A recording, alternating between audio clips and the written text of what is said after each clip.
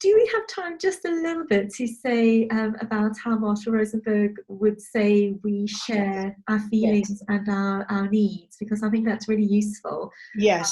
I did the foundation training, and it's so hard to do, but you can almost have it on your fridge. I did for a while with these little prompts Yes. that you can remember to try and communicate in this Well, way. you might want to add, I mean, what I'll give you here is the framework, which is a 4-stage framework. And in the 3-hour workshop, and it's so entertaining. I mean, he really is. I think he passed away in 2014. He was an international peace negotiator. You know, this stuff is really important stuff at all levels of our society. And he uses the puppets, the jackal and the giraffe, as you'll know. And the giraffe language is the kind, compassionate language, not always nice, because it's very straight talking, but the language of compassion. And then the jackal is the language of violence and destroys connection. So he's really amusing, and I love watching him. So the framework is that he says when you want to talk about something that's problematic to you, you have to observe something concrete. And you hear him talking with the participants. They come up with all this intangible stuff that's their own opinion, that's a judgment of theirs, that's open to question. It is not concrete, and he keeps them going till they get something concrete, something observable, something that was done or not done. You said you'd make me a cup of tea. You didn't make me a cup of tea. You know, that's something that wasn't done, and it can't be argued with. You said that when I do certain things, I sound like my mother. You know, concrete. You said it, concrete.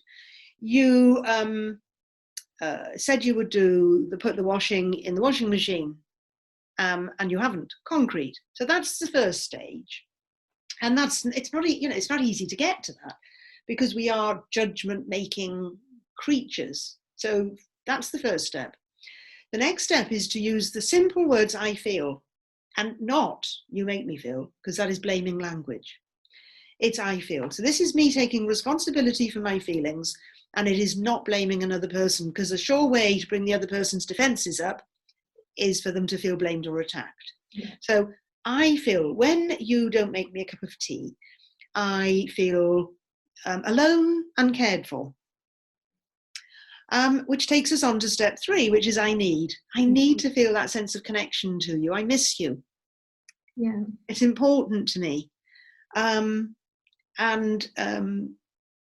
So that's point 3, I need. And then point 4 is the request. So, you know, that cup of tea might not seem important to you. It's so important to me. I'd love it if you make me that cup of tea when I come in from work. Yeah. So that is it. And it is not easy to do, because believe me, we bring in all of our stuff. But it is possible to do, and everything is much more possible when you've got the skills and a map, isn't it? Don't you find? Yeah. You know, there's a lot here that's about skills and knowing what to do. Yeah. That's such valuable work. That, Rebecca, is a real bare bones description of nonviolent communication, a language of compassion. I don't know whether you'd like to add on anything there, because